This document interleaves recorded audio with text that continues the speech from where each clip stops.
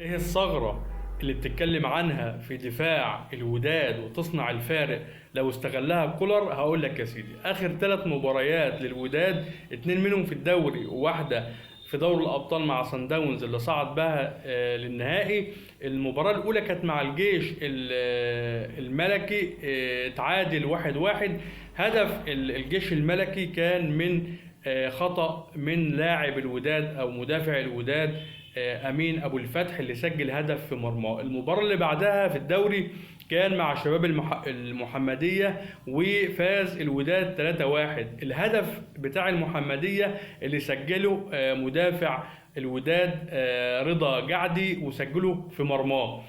الهدف الثالث اللي شفناه كلنا في مباراه صن داونز لما مهاجم صن داونز سجل الهدف الثاني، تدخل عطية الله مدافع الوداد وغير مسار الكرة داخل الشباك، او داخل شباك فرقة الوداد. دي الثغرة يا جماعة. فرقة الوداد عندها عشوائية كبيرة جدا في التعامل مع تشتيت الكرة والتعامل مع الزحمة، لذلك كولر مطلوب منه ان يوجد الزحمة دي في دفاع و18 الوداد في مباراة القاهرة ان شاء الله الحد الجاي.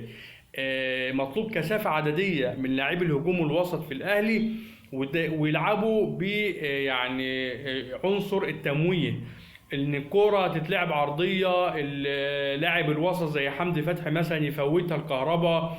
مطلوب منك يكون عندك لاعب محطة ينزل يستلم في عمق الوداد ويفوت الكرة، واللعب التمويهي مطلوب قوي مع دفاع الوداد المغربي. انا قلت في بوست سابق من يوم او 2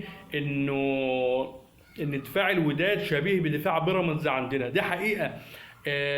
شفتوا كده لو تفتكروا هدف كهربا الاولاني اللي لعبه ياسر ابراهيم من ركنية حسين الشحات. ياسر طلع خد الكرة ولعبها لكهربا اللي كان متمركز يعتبر خلف مدافعي بيراميدز وكمل في الجول. نفس الكرة تقريبا كان في ماتش الزمالك لما حمدي فتحي يفوت الكرة اللي كانت برضه من حسين الشحات، ويفوت الكرة اظن كان لمحمد شريف وسجل الكرة. الاسلوب اللي انت تاخد الكرة بعد تمويهها او تدبس مدافعي الوداد في كرة سريعة ومفاجأة، ان شاء الله هتكون ثغرة كبيرة جدا وسبب من اسباب تسجيل لاعبي الاهلي ان شاء الله في مباراة النهائي، خاصة المباراة الاولى اللي في القاهرة، اللي ان شاء الله نقدر ان احنا نخلص من هنا النتيجة باذن الله. فهي الفكرة في كده، انت متخيل ان في اخر 3 مباريات اللي انا بحكي عنهم دول الوداد دخل فيه 4 أهداف، 3 منهم سجلهم لاعبي او مدافعي الوداد في انفسهم، يعني هدف ذاتي في كل مباراه لعبها. ماتش الجيش زي ما انا قلت الملكي، وهدف ذاتي سجله رضا جعدي في مباراه شباب المحمديه، والهدف اللي سجله عطيه الله في مباراه صن داونز.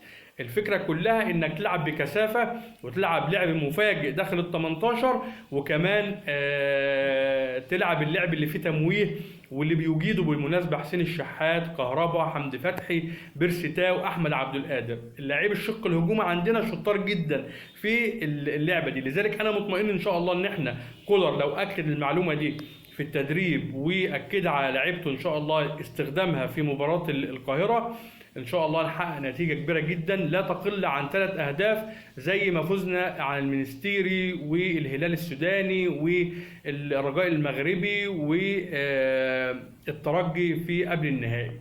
انا شايف ان دفاع الوداد بصراحه زي بيراميدز عندنا وزي الفرق اللي انا بحكي عنها دي كلها، ربما يكون مميز في هجومه يعني شويه، ده موضوع تاني نتكلم عنه ان شاء الله في الفيديو القادم بإذن الله. في النهاية تحياتي والسلام عليكم ورحمة الله وبركاته.